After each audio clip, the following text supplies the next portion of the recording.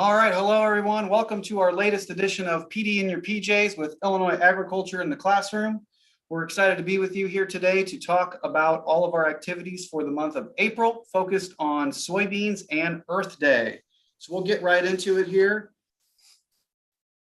So we have a long list of activities and lessons planned for the month of April. So here's our schedule right here. And we're going to talk about each of these different lessons and activities, including our field trip and our virtual author interview that we're going to do as well. And then this full schedule is available on our blog on the site dedicated to this month's PD in your PJs. So you'll be able to access that and make sure you get everything scheduled that you would like to participate in. So we're going to start off again here this month talking about a few different book recommendations. And so some books that pair well with soybeans as well as Earth Day. So the first one, and if you've gone to any of our sessions here over the last year, you've probably heard us talk about Full of Beans here by Peggy Thomas. Full of Beans, Henry Ford Grows a Car. This is a really great book of the story of Henry Ford, who back in the 40s and the 30s was experimenting with soybean plastic and trying to build a car using soybeans and actually had it figured out. And then World War II hit and a lot of production got transferred to wartime production.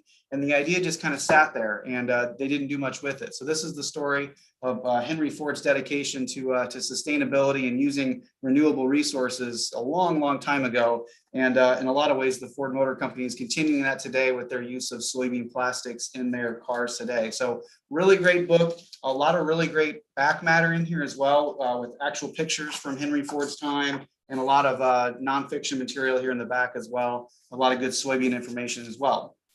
Our next book here is Pod to Plate by Julie Bluner, The Life Cycle of Soybeans. This is a really great nonfiction. It's a simple book, tells the story of how soybeans are grown and how they get from the field to our plates in various forms. So another great one to access as well. We'll have a link. You can actually get an online version of this or order those. We'll have a link for that as well.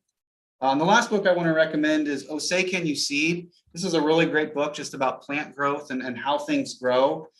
This is a good example of a book that looks like it'd be a really young lower elementary age, but actually this book has a lot of really pretty advanced scientific things dealing with how things grow. And so this is a great book that you can use for a lot of different age groups to introduce some of the basic ideas of photosynthesis and seed germination and all those kind of ideas. So yeah, another good one. Oh Say Can You Seed, all about flowering plants.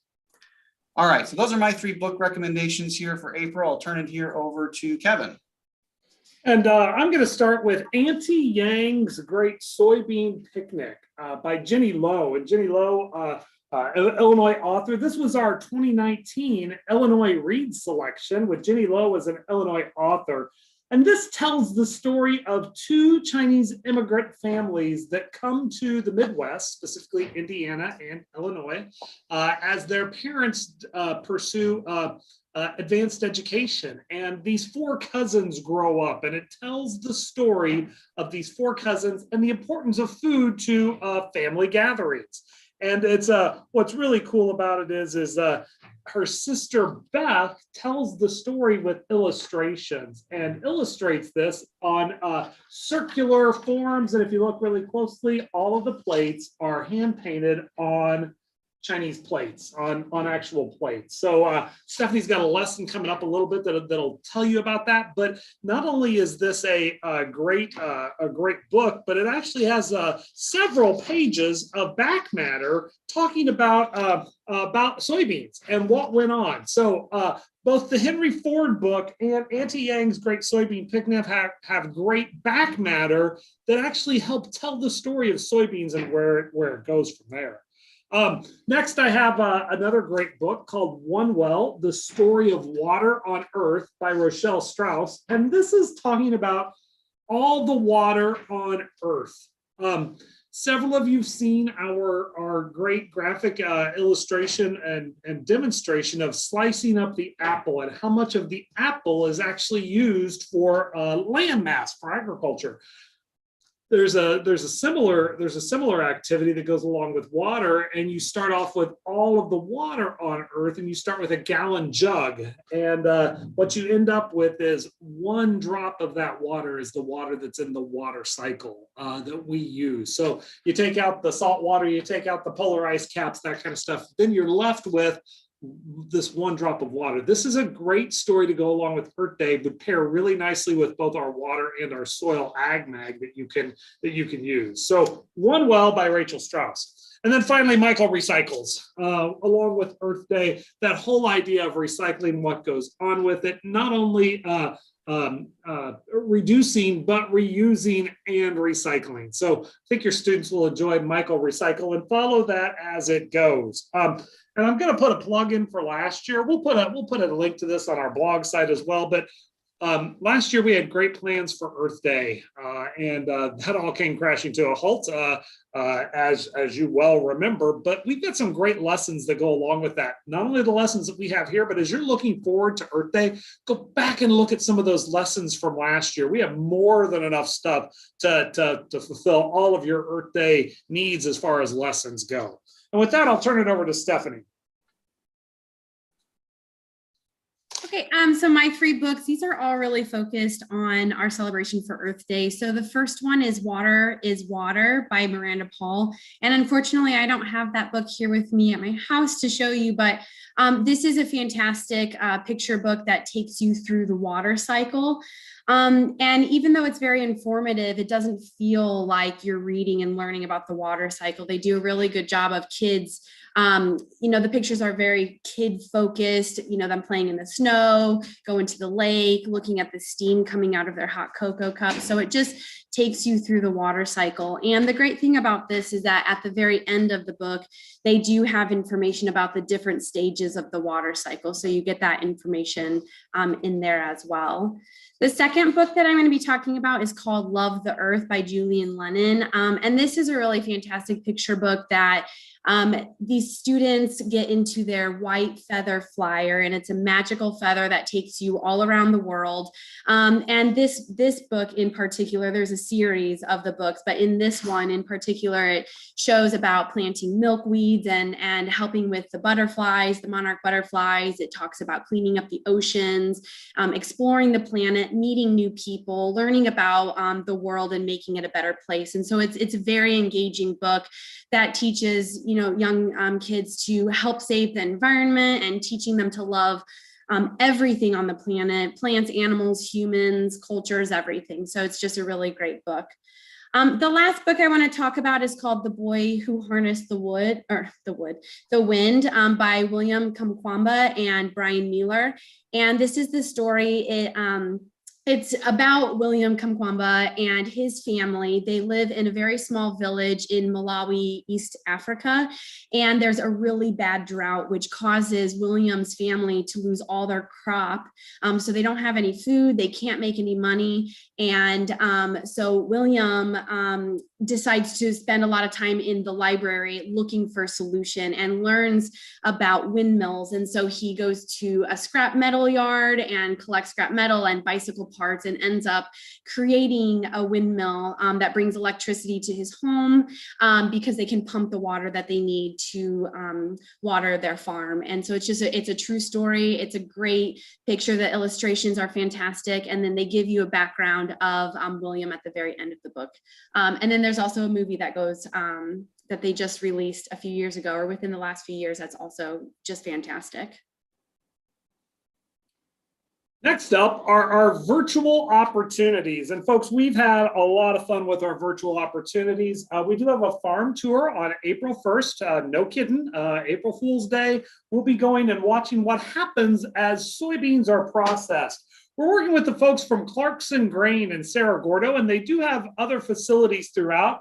They've got a great video already filmed for us, and we're going to be joined live by some folks that talk about other aspects of soybeans beyond raising them, what the processing looks like, all of that. So it's going to be a great career heavy. There will be a number of, I don't mean to make that sound bad, but we're going to talk about the variety of careers that go into agricultural products beyond just the actual production of them. So looking forward to that on April 1st, going to Clarkson Grain in Cerro Gordo, Illinois. So shout out to our Piatt County folks there.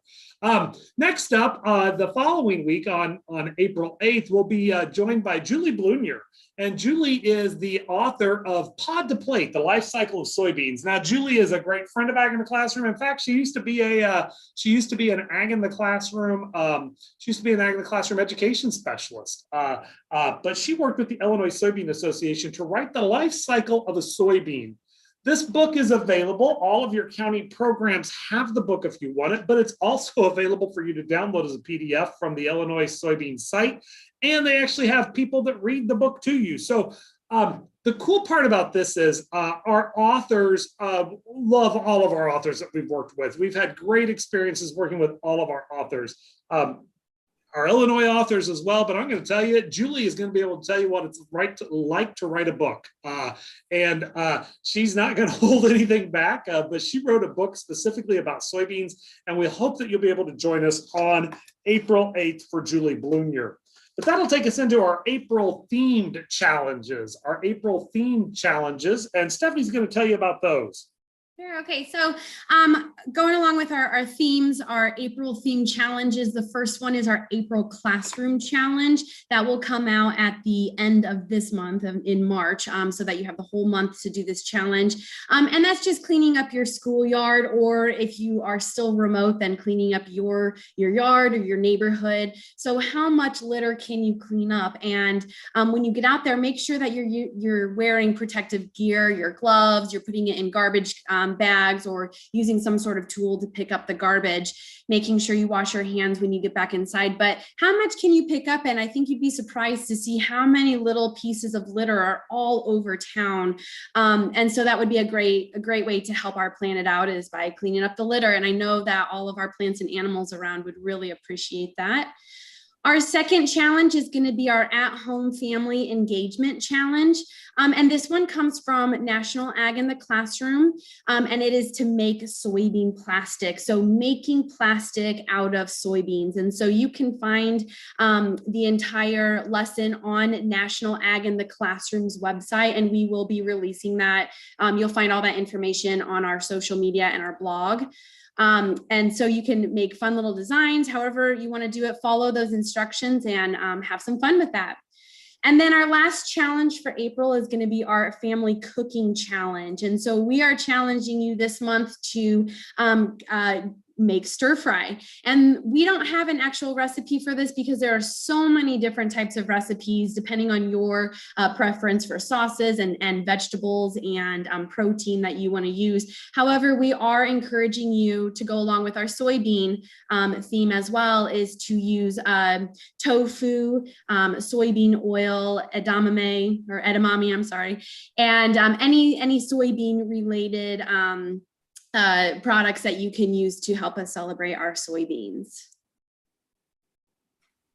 All right, so I'll transition us into our lesson. So our first lesson here is actually coming from National Ag in the Classroom. We'll have a link to their lesson. And if you're not familiar with their lesson matrix, they have lessons from collected from all over the country about a wide variety of agriculture topics. And we actually have a link to their website on our website as well. It's an easy way to get to it. So we encourage you to look at that if there's any kind of lesson that you're looking for. We have lots of resources on our site, obviously, but National Ag in the Classroom site is another good place to look. And so our first lesson that we're going to do here in April is My Little Seed House. And I've actually started an example here. So the idea is that you have this paper that they're going to cut out the frame for, and then you're going to take a Ziploc bag with some cotton balls and some seeds, and you're going to put some water in there, and the cotton balls will soak up that water, keep a nice moist environment for those seeds to grow. And the idea would be that you could take these to the window, and so it's a nice warm place where those seeds are going to warm up and then germinate. This is also a good chance to do some experimentation with how seeds germinate. You know, you could compare if they're in a warmer place as opposed to a cold place. You could put them in darkness to see if they germinate better with light or with darkness. So there's lots of different ways that you could do this.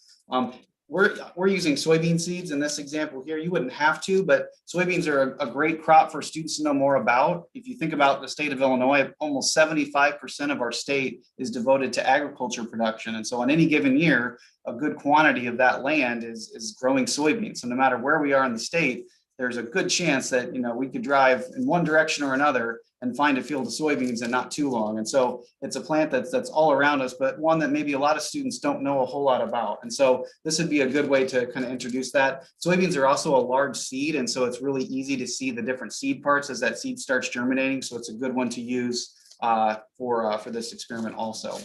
We have another lesson that could go along with this. It would just require a few more ingredients for that you maybe don't readily have available. But here on the left-hand side of the screen is our Beanie Baby activity, which again, if you're familiar with what we do at Ag in the Classroom, you've probably heard us talk about Beanie Baby. And the idea with this one is similar to the seed house, except students are going to create a warm environment by making a necklace out of this bag and putting the necklace inside their clothing. And so it warms it up and gets the seed to germinate. So it becomes their Beanie Baby, right? We use something called soil moist, which is actually derived from cornstarch. It's similar to what's used in diapers, and it absorbs about 100 times of its weight in water. And so it's a nice way to do this where students don't have a bag full of water around their neck that could leak. It's going to soak up that water and keep that from happening. So Beanie Baby is another great one to do if you're interested in experimenting with getting seeds to germinate. Again, you just have to get a hold of some of that soil moist, which is available in garden centers this time of year. So that's our first week's lesson, My Little Seed House from National Ag in the Classroom. Our second week's lesson, we're looking more at our Earth Day theme here. And so this is water cycle in a bag. And so there's an image here from our brand new water ag mag. And I'll say this too for soybeans. We have a very good soybean ag mag that you can get a digital version online. You can also order classroom sets of those for free from your county ag literacy coordinator. Again, on our website, there's resources there to be able to order those. And these pair really well with these lessons here. And so our new Water Ag Mag has a lot of really great water related resources and focuses not just on Illinois water resources, but also just water around the world and also how we use water in agriculture.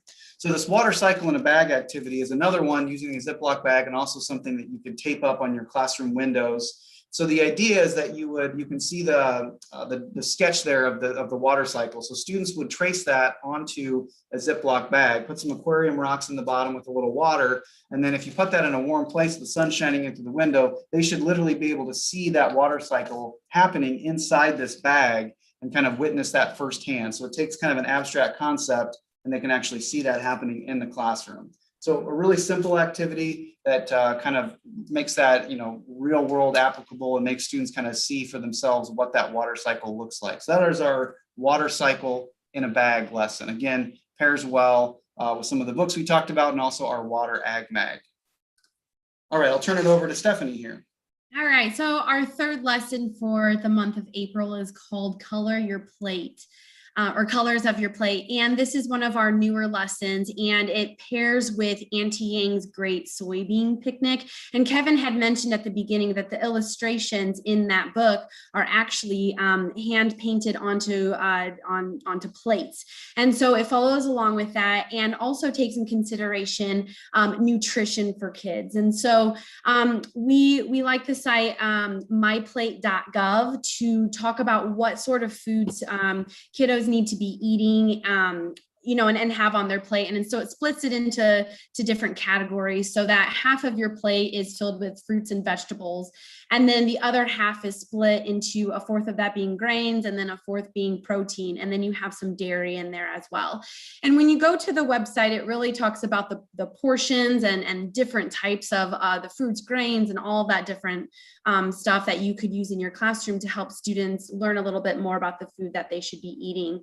And so the activity is just to use a paper plate and split the plate into the different categories and have your students pick out what their favorite foods are, what are their favorite vegetables, what are their favorite grains and proteins and dairy, and then draw that onto their plate. And you can make it a whole classroom activity and have them all share what their favorite foods are. And then after you have your favorite foods, categorize those into the different fruits, vegetables, grains, dairy, protein, all those categories. And then from there, you can have deeper discussions about all of that. And so that's our colors of your plate activity. And then our last activity for the month, our fourth week activity for April is called A Windy Lift. And so this is really digging into those renewable resources and our Earth Day celebration. And so you do need a few more materials than a lot of our other activities. And so you can see in the picture, you just need a styrofoam cup, some paper that you would print the template for the blades out, some pipe cleaners, and just a few other little items. And then students are trying to identify what is the purpose of windmills? How do they work? And if you look at the bottom picture, we have a student who actually made one in their classroom, and he's blowing on it. And so you would attach a little bucket to the end so that when the blades are rotating, it lifts up the bucket. And so you can make it a challenge to see, who can fill up the most in the cup, the most weight. And you could use pennies, and then talk a little bit about Abraham Lincoln. You could use soybeans, or little dry pieces of corn. Any of those corn kernels or anything like that you could relate to agriculture would work perfect with this. And then you could also maybe adjust the fan blades if you're using an actual fan versus the students blowing on it, or who can blow the hardest on there. So that pairs perfectly with The Boy Who Harnessed the Wind. So you read that, get them all excited about windmills, and then have them build their own and create a little competition out of it. So that is our Windy Lift activity. Well, looking ahead, we're going to look ahead to May, but I want to follow up with a couple of other things. First off, all this information on Earth Day would also be a good chance to download Journey 2050. We talked about that last month. We'll put that on the blog site as well. How you can be a part of Journey 2050. It's a handheld game device that students can download on a phone or a tablet or play on a Chromebook, but really talks about that aspect of sustainability throughout. Chris talked about sustainability in the Henry Ford activity. We talked about sustainability in Michael Recycles. We talked about sustainability in One Well. It makes a lot of sense, so think that. But I also, before we get into May, I want to talk to you a little bit about some surprise visit that we've got going on. You're going to see this on as early as Friday, March 12th. That's when this will be released. And we're going to be promoting something that has to do with an Illinois specialty product, especially our peach and peach baskets. That's right, we're talking basketball. So on March 18th, the beginning of the play-in day for the U of I going toward the NCAA tournament, we're taking a special field trip to the University of Illinois State Farm Center Assembly Hall's Manny L. Jackson Basketball Hall of Fame. Really excited about this special field trip, and we're going to link everything basketball to agriculture. And you'll be surprised by all of the great things that we have. So that's a great place for our code word this time. Our code word is basketball. So our code word is basketball. As you fill out your form, don't forget that code word to win a cool prize. Sponsored by our friends at the Illinois Soybean Association. Really excited about them. And we've got some great Earth Day things we'll be including in that, as well as that special soybean gift that you'll get in the mail. So thank you for playing along with that. Code word basketball, remember that. But looking ahead to May, our theme is beef. Our theme is beef with the sub theme of flowers. Now, beef, we encouraged you, and thank you for playing along with that. Our author visit will be with Michelle Hautz, author of The Beef Princess of Practical County. We just mailed out 64 copies of those books, including 2 classroom sets that folks can use. Highly encourage you to look at that, The Beef Princess, and we're looking for a beef farm. We're going to be touring a beef farm, and then there'll also be some cool flower sub themes as well. I'm pretty sure several of you have asked. We haven't seen him lately, but Chris's son Lincoln, he hadn't made an appearance. I'm hoping that in our May PD in Your PJs, you'll see Lincoln again, because Chris and his wife and his son, they operate a small flower business, a flower farm as well. So I hope that you'll see that. So that's what we've got coming up in May, but let's look ahead one more page and let's think about this summer. A number of you have expressed interest in what's going on, and we're a year into the pandemic. So we're right at that year mark, and we are thinking about what's going ahead. We are going to be offering virtual training on a weekly basis from the middle of June till the end of July. We'll do 8 weeks. More information will be coming out about that. It'll be 1-hour training sessions. We'll have 4 blocks. So there'll be 2-week blocks, four different 2-week blocks from the 1st of June till the end of July, every Tuesday. So we will be offering that. It will be kind of a mix of pre-recorded and some live stuff. We haven't figured that out yet. We are working with our county ag literacy programs, and we are hoping that they will be able to offer in-person training. They are working very hard to provide some in-person training. Some of you have been through those summer ag institutes before, but they're looking at supply chain and how did the supply chain impact farmers, plus during the pandemic, plus all of those aspects that go along with the environment. This has been a huge year for environmental changes in the last year, talking about that and supply chain. So they are looking ahead to do professional development training. We call those our summer ag institutes or summer ag academies. We are looking forward to doing those. We encourage you to follow along on our website and the blog site for more information. We'll also be posting that information on social media. Of course, everything is still up in the air. We know things are changing for you on a daily, if not certainly on a weekly basis, definitely on a monthly basis, and almost in some places daily and hourly. So I encourage you to think ahead. A nice chance to earn some rejuvenation time and network with some folks from other places and think about what will be going on next year. What's going on next year? We got summer planned, folks. Just like you, we're taking it one season at a time. So we're looking ahead to that as well, making some plans. But that's what we're looking for with, that gives you a little look at April, plus May, plus even into the summer. So that's what we're looking at there. Again, we encourage you to check out our blog at beyondthebarndoor.wordpress.com for more resources. You're going to find all of the links for this. You'll find all of the lesson plans for this. And we'll put the link to Julie Blunier's book on there. We'll make sure that, and again, you can download that yourself to read aloud. There's a read aloud version online as well. Plus, we'll have some other great resources out there, making sure that you have plenty of things to do for Earth Day. Again, we had lots of stuff planned for Earth Day last year. We've got all of those things that are up and ready to go. And make sure you're following us on Instagram, Facebook, and Twitter. Again, a huge thank you to our folks at the Illinois Soybean Association for sponsoring this. If you fill out the form with our special code word, you know what our code word is. 10-10-10, think March 18th. But if you fill out the form for our special code word at the JOT form, Chris has made sure that you've got that. We encourage you to do that. And we thank you so much for joining us. And we'll see you. We will see you again. We'll be doing this back live and in person on April 17th as we look ahead to our May month. So thank you for joining us.